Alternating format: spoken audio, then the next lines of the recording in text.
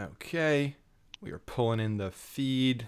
Looks like we are good to go. Let's do a quick refresh and then we'll get rocking and rolling because we've had plenty of issues trying to get this off the ground. So it's always been fun getting started with a new format or doing Perfect. something new. But I think we're good. Okay, we're good. What's up, guys? So we're back. I know I think 2 weeks ago I said, hey, we missed a few weeks because I was out in Park City for my wife and I's anniversary, Larissa and I, and then I spoke at War Room, and then we had another thing, so I missed 2 weeks, and then I was like, we're back, and then I forgot that it's Thanksgiving and everything, so we weren't back. But now I think we actually will have a few consecutive lives. We won't have any interruptions except for Christmas. But this is a cool one. I think Troy and I, we were just chatting before we got started, and I was saying to him, this is interesting. We've had this relationship you develop with people over months and years, where you kind of talk back and forth. Every now and then you hop into a conversation and you have a few questions go back and forth. Hey, how's things going? Hey, let's talk about this and this.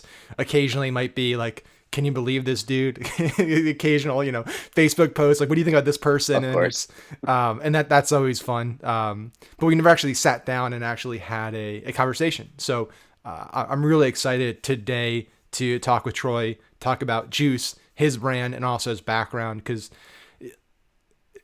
there's a lot of people in our space, I think, that maybe got into it a year ago, 2 years ago, 4 years ago, and have done some cool things, right? Have made money and have done some exciting things.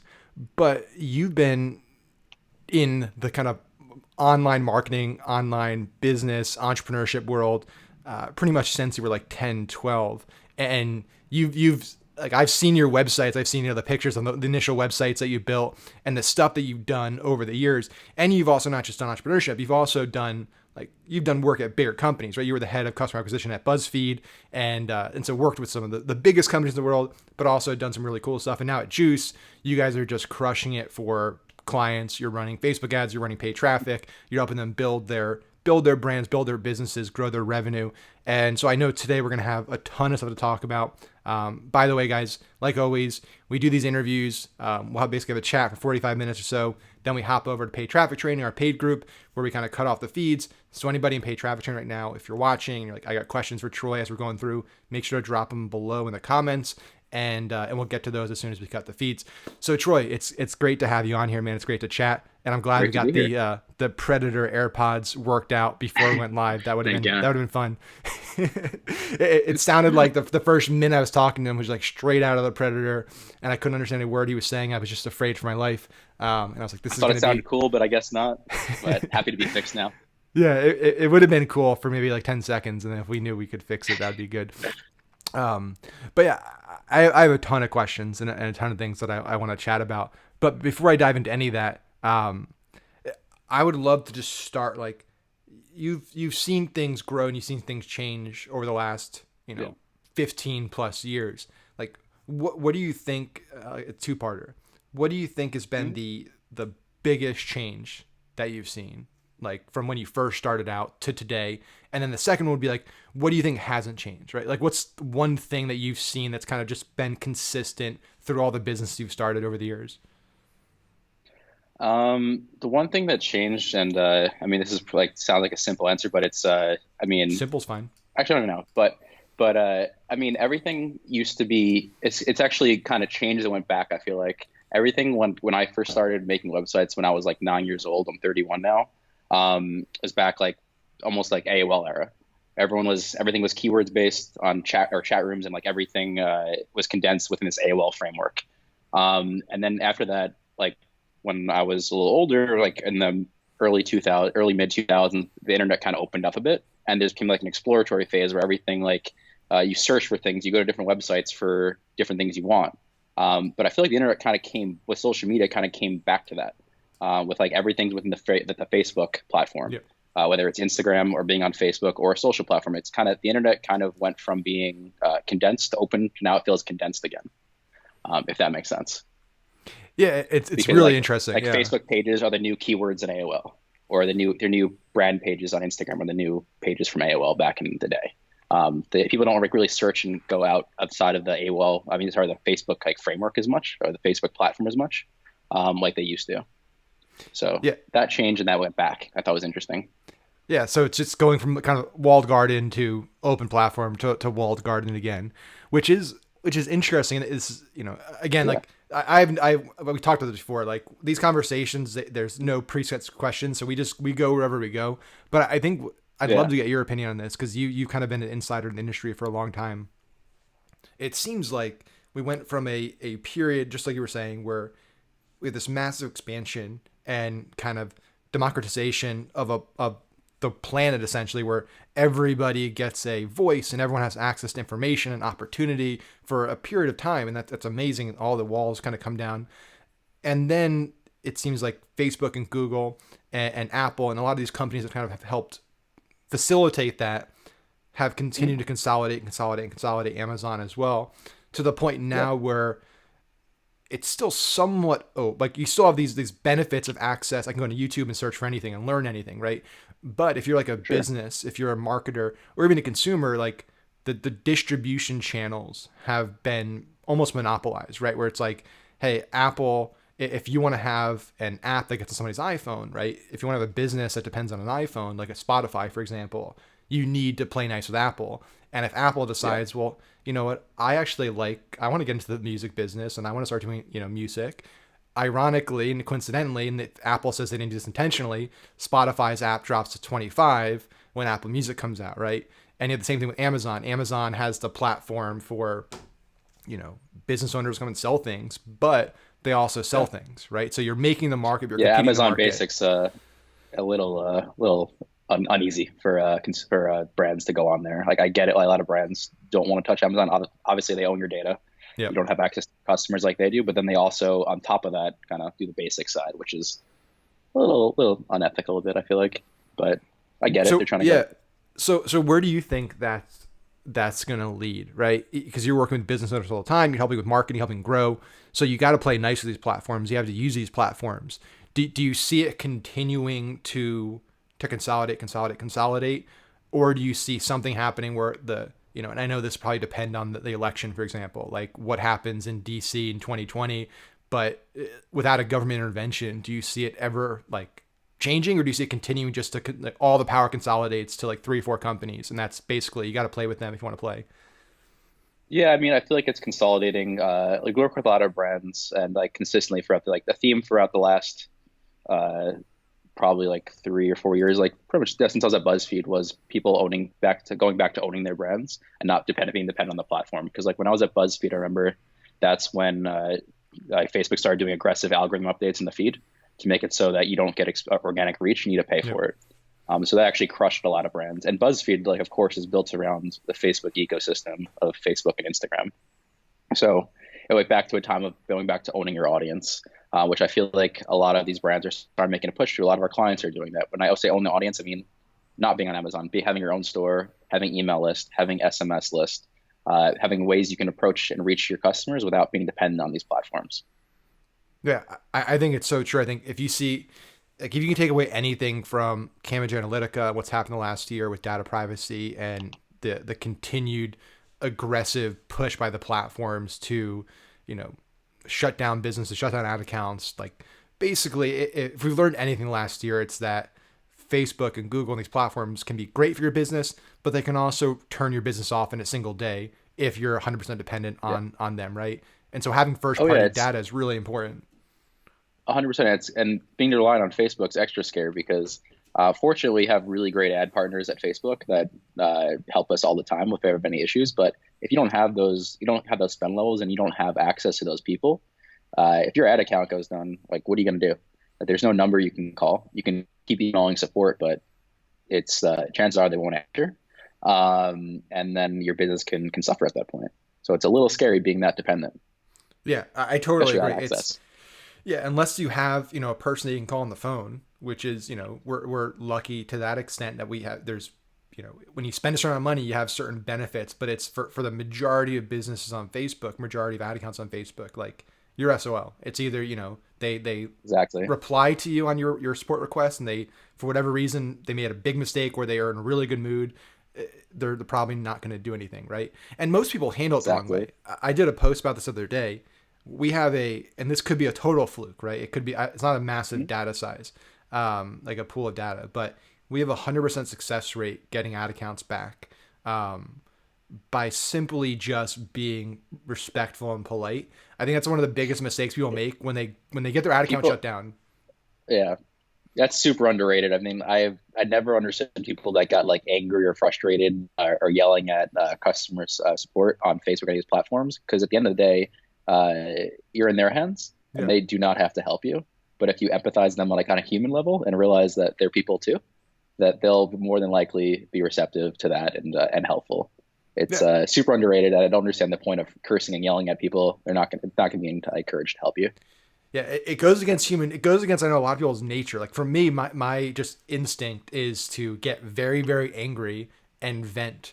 Of course. If you ask anybody at like UPS or FedEx or Verizon, I've probably been on like a list of people that are the meanest at some point. Um, but you start realizing like, okay, if my goal here, if my time's really valuable, my goal is to get this accomplishment. Right, this is my goal. All that should matter is like what I need to do to get that goal, Yeah. right? It shouldn't be about like making you feel better, right? You can vent to your Yeah. partner, vent to your, vent to your shrink or whoever you want to vent to, vent on Facebook publicly, Yeah. but like be polite and respectful to that person because that Don't person don't has a vent to the button. pe yeah, don't vent to people with the keys to the castle. Like Yeah, be respectful to them. Even if you're frustrated and you hate their guts, it doesn't matter. Get won't solve anything. yeah, without a doubt. So you started, I don't like to make these things about like tell me your story and tell me your bio and stuff because I Yeah. feel like there's like 100. Everyone does the same thing on every podcast. Mhm. But what I do think is fascinating looking at your background is like you started building websites when you were in like what middle school. Middle school, you started Yeah. going to the library and looking at source code and stuff like that, and then coming back and Yeah. building your own sites, and that got really popular. And then you you started kind of getting into like putting up more content and started seeing like what obviously BuzzFeed and these big companies figured out 8 years ago or whatever is that if you put out a lot of Yeah. really good content online that's super share worthy and viral and stuff, like you can attract a lot of Yeah. eyeballs. Do you think that's kind of in those early days with your background of building sites and seeing what was attracting people, did that like attract you to like where you're at today in terms of like marketing, understanding consumer behavior and how I can put out content out there and drive results? Oh, for sure. Yeah. When I started making like when I was in high school, I started making like those like funny video sites. So like I don't know if you like know Ebon's World of College Yep. Humor back in the same era of that. I used to just put out content. I realized like certain type of content that I'd put out would invoke a certain type of like amount of people sharing it. Of course, like analytics, everything wasn't as good back then as it is now.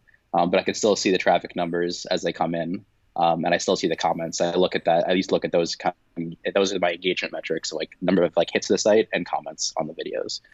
So I used to like use that back in the day and just kind of A/B test a bit when I was like 15 to see what would actually resonate most with my audience and would actually grow the traffic.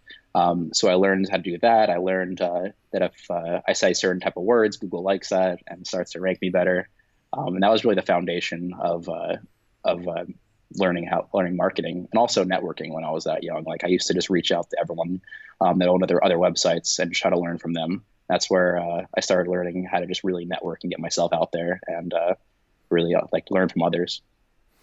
No, totally. So what was the tipping point for you that went from like, okay, I can put out really good content. I kind of understand what people want and they want to see them, what they want to look at and read and all that stuff to like monetization. Like folks, like I'm trying to figure out the best way to word this. Like I feel like there's kind of two avenues that most marketers or online business owners go down. It's like, hey, I can go kind of the organic route where I focus on content marketing, I focus on SEO, I focus on social media marketing, and then there's the route over here where it's like direct response. I'm going to look at paid traffic. I'm going to look at ecom and that. And it seems like you obviously still do both. I know at Juice you guys have offer a Yeah, lot of services, and we can talk about that later. But there was kind of a sure. transition in your career where you went from like content heavy, organic, viral to like paid traffic, online ad platforms.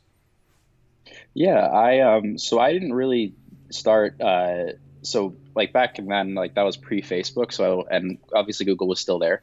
I didn't really touch on the paid side when I was younger. I was all organic. Then I built a site called Make a GIF, all based on organic. And then after I sold that, I started putting money into more tangible products. Like so, I had a shoe factory I invested in. I pulled them out of bankruptcy in New York City, and that's why I started learning the paid side because I really needed to attract people to actually make purchases. So I really learned on that end, learning Facebook paid spend, and on the Google side as well. But before that, I was fully reliant on all organic. But that was a shift, is that getting more into the e-com world. E-com is obviously very competitive on Google, but if you can get direct response advertising, obviously the revenue soars. Yeah, it soars. I think what I find fascinating, this is just, one of the reasons why I like doing the info product side of things. It's not it's not from even like a monetary perspective. There's a lot of reasons why we do it. And it's beyond just like we're doing this because we want to grow our business. Like directly, it's a lot of indirect sources. But one of the biggest things is like getting to have a pulse on the challenges that so many marketers and business owners are experiencing, right? Because on an agency side, like you can work with a few dozen businesses, but like to be able to kind of talk to hundreds and thousands of business owners and see what are their struggles, what's going on, what are the challenges, it's really insightful. One of the most common questions I get when I'm reviewing, it's like, here's my store, here's my ad account, why is it not working, right? It's almost on a weekly basis, right? And I answer it the same Of every course. time, but it just doesn't get read. And I go to the store and I look at what they're doing, and I would say 99.9% of the time, it's a kind of the standard Shopify theme they give you out of the box. Maybe it's got a few plugins in there. The ads are cookie cutter stock photo, stock images, maybe a picture of the product in the white background. The copy is you know shoes that look good on your feet, right? If you're a shoe company, link 20% Yeah. off today, right? Like that's the entire marketing strategy for a lot of business. And then I look at, well, what are the people that are absolutely crushing it doing, right? Looking at the top e-com brands in the world, and then also the top agencies in the world, like people like you, right? Like what are they doing? And I look at your case studies when you're on Facebook, and it's amazing because it's night and day. It's like these brands actually look good, right? You go to their store and it looks like this is actually personalized for them. Like they didn't just cookie cutter stock, take it out of a Shopify theme. So I would love for you to talk more about like when you work with a client, right? And you set these massive results, these massive wins. You get case studies all the time on Facebook. I know you just got a recent one like a few weeks ago. Congrats on that again. Thank you. Like what? We'll do a two-parter here. So the first thing is like, Sure. why do you think so many business owners are not doing it right, despite the fact that the writing's on the wall? Like you see every example, Yeah. and it's like they're all doing the exact same thing. Why don't I just do that? Why are some people not doing that? And then two, like when you take on a client, right? What are the things that you're doing kind of out of the gate to set them up for success? Yeah. So the first part of that, people kind of follow frameworks they read, and they just don't really try to make any adaptation, like any changes off of that. They just follow it like verbatim. Like if I have the Shopify store, this person got a lot of sales, so I should get a lot of sales too. But if you look like everyone else and you talk like everyone else, what distinguishes you from anyone else? Yep. So why would anyone buy from you?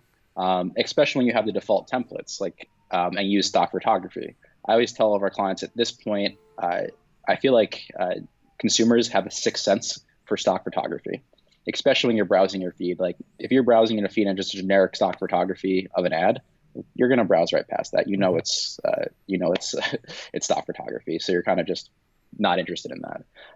So I think not having your own brand that people can resonate with and reason to actually buy from you is just the reason like no one's going to make that purchase. And that's one of the things we start with when we take on a client.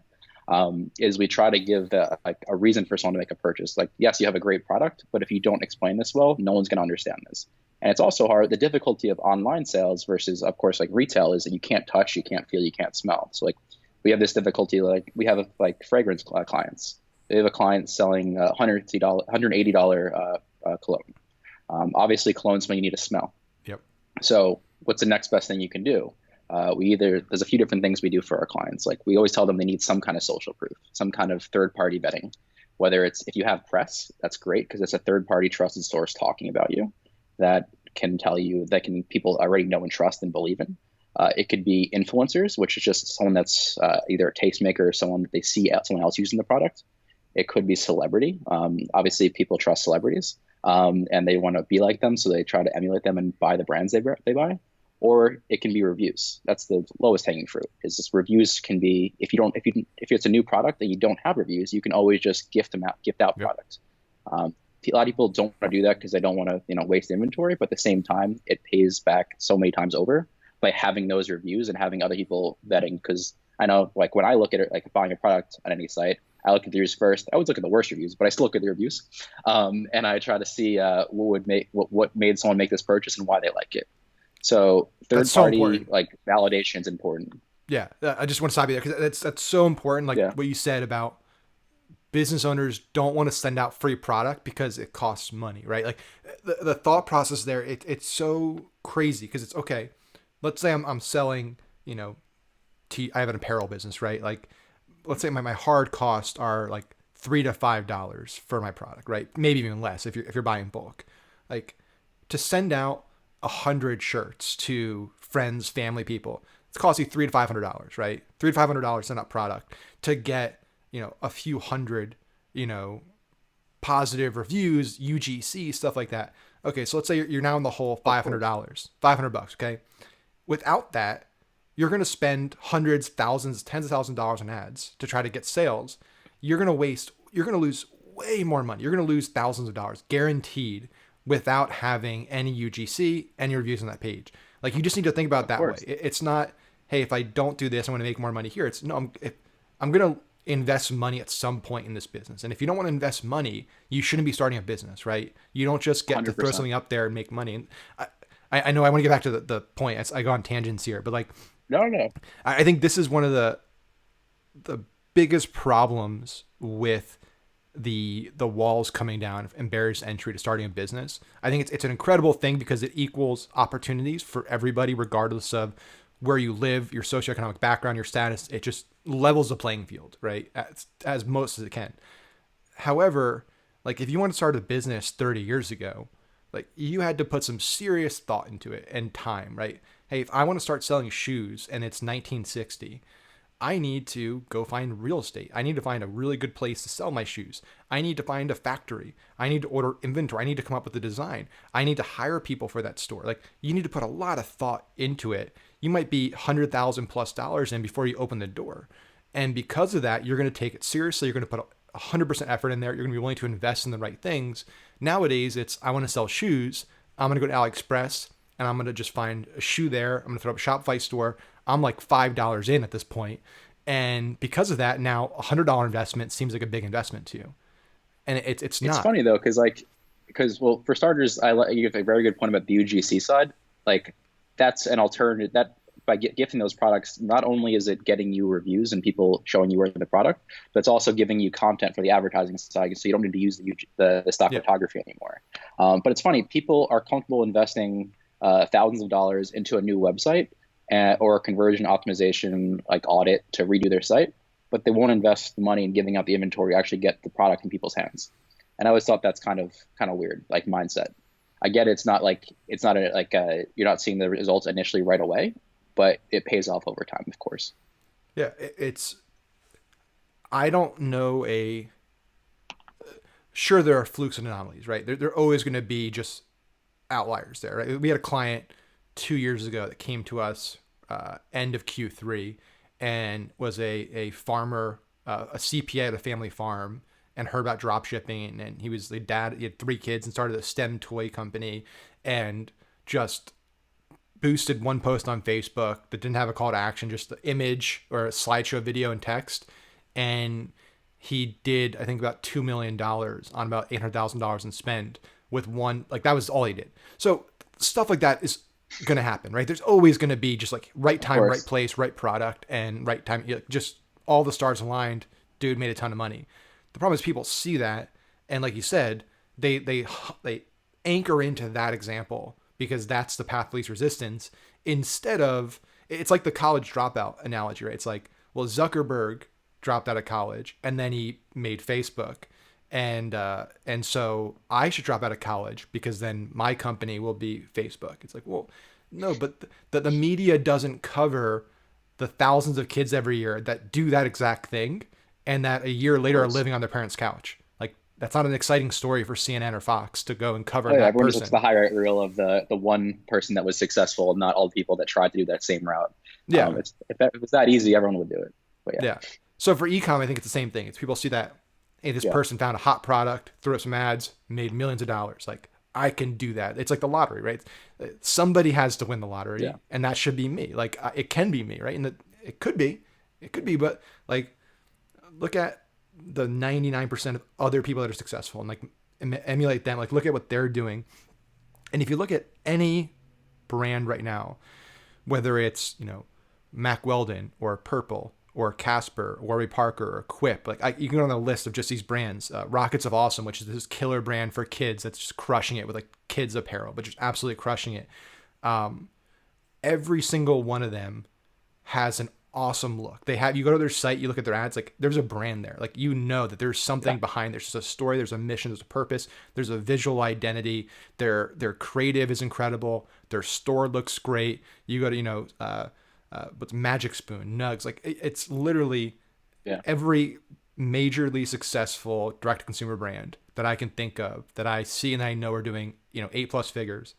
Every single one of them is doing this, and it's fascinating to me that so many people that are getting into ecom are choosing to ignore that and instead go for this over here that has a much smaller chance of success. And I don't understand it. Like I can't wrap my head Well, around like why it's happening.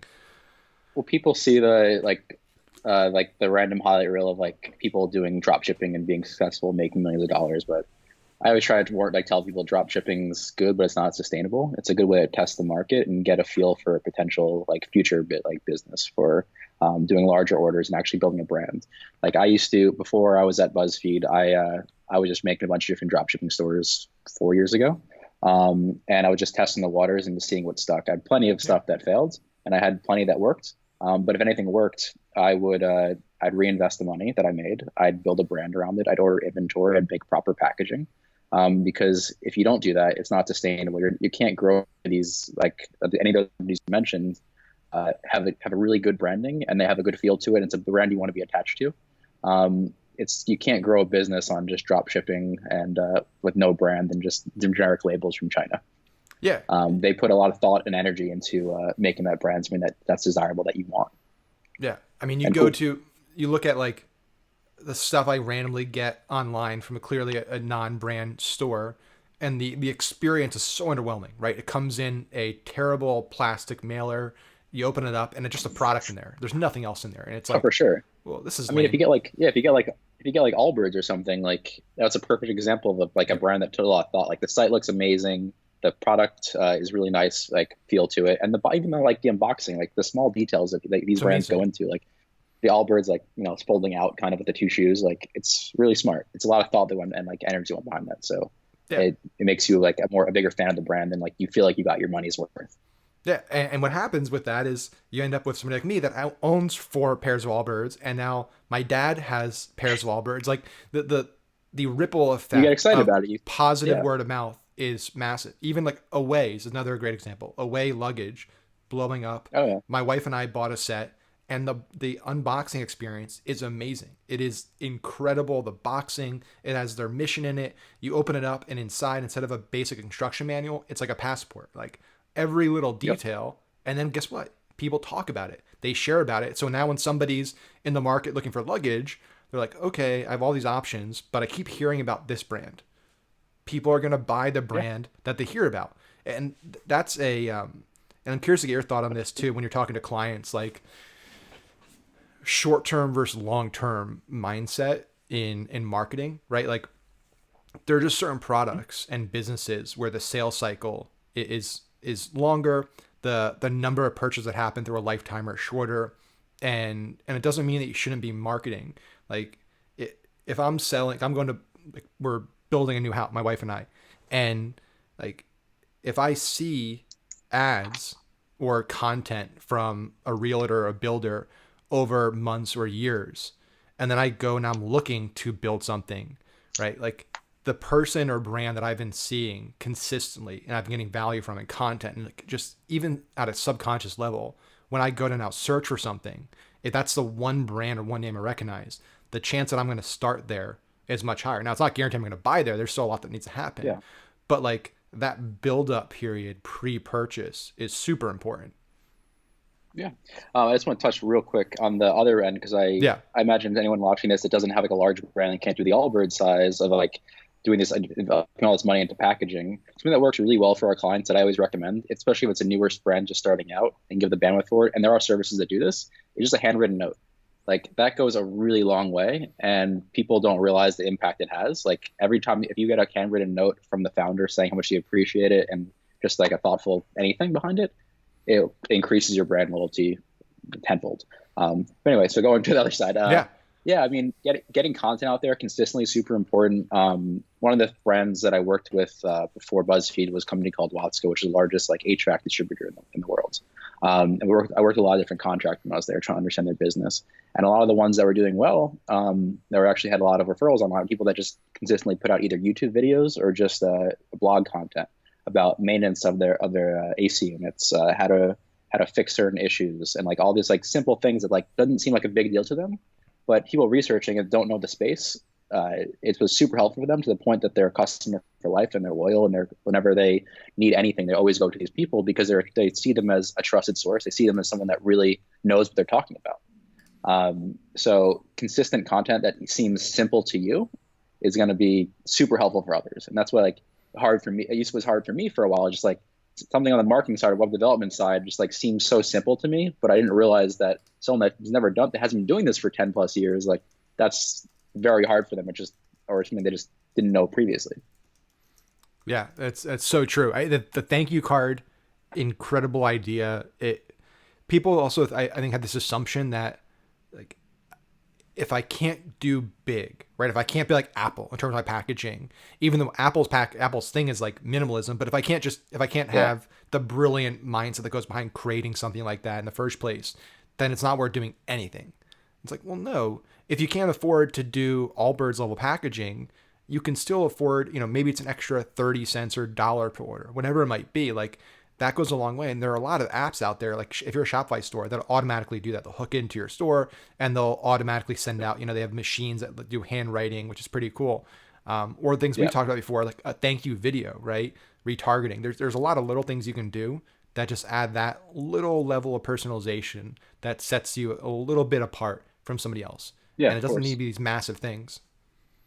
Yeah, that's actually a interesting strategy too. On the retargeting side, post purchase, something that I think kind of random topic, but like I Yeah. think people aren't doing enough of. It's I forget what company it is, but they spend one of the car companies spends more money on post purchase advertising than they do pre purchase. And for the sake of getting rid of buyer's remorse and making them feel comfortable with their purchase and making them more of a customer for life. So it would show people like in their car enjoying it after, showing them customer reviews, showing just like all the like random features after. That's I feel like a lot of brands aren't doing that enough for retaining customer loyalty. Is the retargeting post purchase. People are just focusing on retargeting to get a purchase of someone that didn't buy, but there's a lot of opportunity to increase brand loyalty after someone actually made the purchase and remind them why they bought it, show them how great the product is, and it goes a long way. Yeah, because I think the stat is it's about a 30% chance of a repeat purchase for a first time buyer. So it's not a guaranteed thing that they're going to buy again just because they bought once, right? But it jumps up to about 60 to 70% once they bought again. So like a person that's bought more than once, the likelihood of them buying again and being a customer for life, increases dramatically. So it's amazing to me. It's like Sure. everyone works so hard to get the first purchase when there should be probably equal amount of effort that goes into the second purchase, because that second purchase Totally agree. it could be said that it's more important than the first purchase in terms of just the numbers and the economics of it. um Yeah, but and yeah, people yeah, focus too much on just like the only channel I've ever like most people use is just email, just and that's really just marketing. Like you just push out marketing, and people don't only market to; they want to be engaged with. yeah, So there's a lot of opportunity, whether it's on the retargeting side or even like if it's a higher purchase item, it could be like the back to the HVAC company, like one of their D2C brands I worked with. Like I had people, we had a review go out 2 weeks after, and a week and a half after purchase, we had customer service call up and just ask them how their experience was, if they have any questions, anything they can be helpful with. And we noticed a drastic increase in reviews and repeat order rate by just following up with them after and just asking if there's anything we can do to help. People really appreciate that. They feel valued. They don't feel like you just all you cared about Exactly. was their dollar, and now you don't give a crap anymore. You're Yeah, on to the next person, right? Which is the way most 100%. consumers feel, which is unfortunate. I mean, what are some of the cool stuff? I know we don't have too much more time. We're gonna do some Q&A in just a minute, but for everyone else, like uh, it can be Jew specifically, or it can be things you did at BuzzFeed. Like, what are some just overall like campaign strategies, concepts, things that you rolled out that just did really, really well that you think people watching right now could replicate in some way or be inspired by in some way? Um, And hmm. that's a super I open did some fun question. stuff. Yeah, I mean, I did some fun stuff when I was at BuzzFeed for campaigns that grew us a lot. Like, we had a company called Homesick, which is a candle company, a candle for every state. And I made a lot of fun campaigns. Like, I'm from New York, and there's a real like kind of rivalry of sorts between New York and New Jersey. I'm from Jersey, so So I yeah, used to like, that's why. there you go. Yeah, So I I don't used like you anymore. Yeah, so so hopefully it doesn't offend you. no, So it what I won't. used to do was I used to take a New Jersey candle. I'd target engagement ads to New York, people in New York and ask, what do you think this smells like? And then run conversion ads for people in Jersey, and it just took off. Wow, So I that's used to like brilliant. increasing in making controversy really pushes because everyone knows people in Jersey would just purchase out of like spite at that point. That was great. I'm trying to think. I mean, we've done so many different We've helped clients. We help restructure a company, a client of ours business from into a subscription. Like, so problem with Facebook for a lot of people is that your AOVs are just generally too low. So it's all about increasing LTVs, your lifetime value. So we've helped like clients that we've switched from we've had a client that was making 4,000 a month in the food space. After working with us for a little over a year, making over 300,000 a month by switching to a subscription model.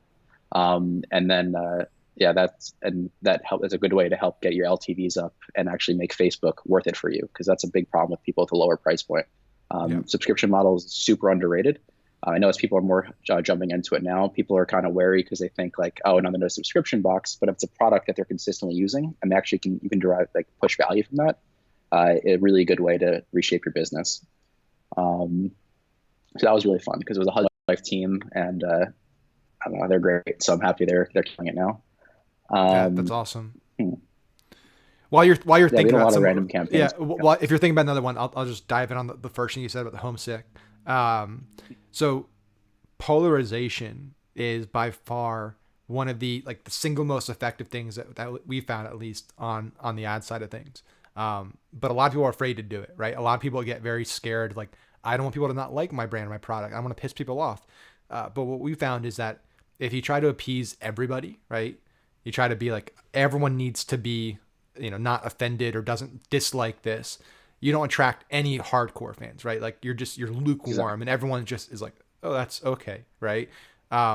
Like our political stuff that we've been doing now since 2016 has always been like one of our best performers. Every ad we put out, the metrics across the board are always the top percent of like any ad we're running across any client return offer, especially when it comes to anything Trump, right? Because it's just Yeah. it's so polarizing. Like, it is guaranteed any ad we put out Oh, there for 100%. any product is going to get absurd engagement. The comments, the shares, the likes are off the chart, and that just plummets our CBCs. It skyrockets our click through rates. Like, every metric just improves dramatically because we're getting all this free reach, and it's happening because we're becoming a beacon for debate and conversation, right? And sure, there's probably half the country hates every ad we put out there, maybe even more, but there's, a 10-20% that just loves it. It's like, this, I need this. Like, they're speaking to me, and they're not afraid, and they're not, being a coward or whatever it is. Like, they resonate with that. And I don't think enough Yeah, I brands mean, do that.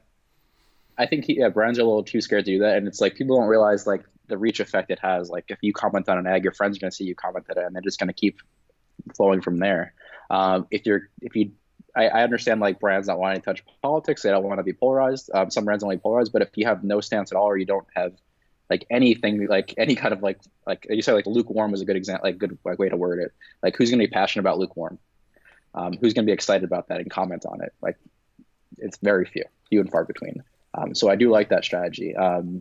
Even if it's like people like we have clients in the sports world, so like same kind of deal. Like if we have like New York, like I'm a Knicks fan, like we see like they have comments like with the Celtics, like we do the same kind of strategies. Making people debate, healthily debate on Facebook is a great way to increase your reach and get your costs down. Yeah, it's super smart. And even, I mean, even big brands get this. Like, Nike, I mean, it's probably one the biggest examples of a major Oh yeah, brand that's put out ad campaigns that it knows is going to piss off a lot of people, but it's also going to attract their loyal base more. Like, they're going to run out there and buy every product because they want to support the cause and the mission. Like, oh that's yeah. what In people that are campaign, they had supporting. a ton of sales. Yeah. People like were saying this is the end of Nike. What are they doing? And then all of a sudden, this sales reports came out and they were killing it. Yeah. Because at People the need end to of the be day, not so scared to take that kind of risk. yeah, I think a lot of people, like, we live in a consumerism culture where it's people buy things they really don't need. I mean, a lot of purchases people make on a daily basis, you don't actually need it, right? It's not like I need food or water or shelter, basic things. Beyond that, it's like you're buying things for, less important reasons. And a lot of people are spending money to vote, right? It's like I'm making a statement with my dollar. Like, my dollar is Yeah. a sign that I support this company and what they believe in. I could care less. I mean, the product's cool and it's great, whatever. But it's more so like, listen, they could be selling me a box with a rock in it, like, which ironically, they're, Roger Stone, for example, is actually selling a rock, a stone with his signature on it, and he's selling a ton of them, right? Like, the guy's going to jail, Of right? course, it's But people are still buying a rock, a stone from him because there's a percentage of Americans that, like, screw the media. They're like, screw all these people. Like, yeah. I'm giving this guy money. I don't care. I'm not going to use a stone. I have no need for a stone, but I'm going to give this guy $30 because I believe in him right now, however backwards Yeah. and terrible that is. Like, it's a point that, like, if that guy can sell a stone to thousands, tens of thousands of Americans, and you actually have a product that's great, like, you need to have a purpose. There needs to be something behind it for people to rally behind. Oh, of course. And yeah, it's funny. It's just like going for polarizing figures. Like he's like the epitome of that. Yeah, And like he's leveraging that, like whether you like him or not, he leverages that super well.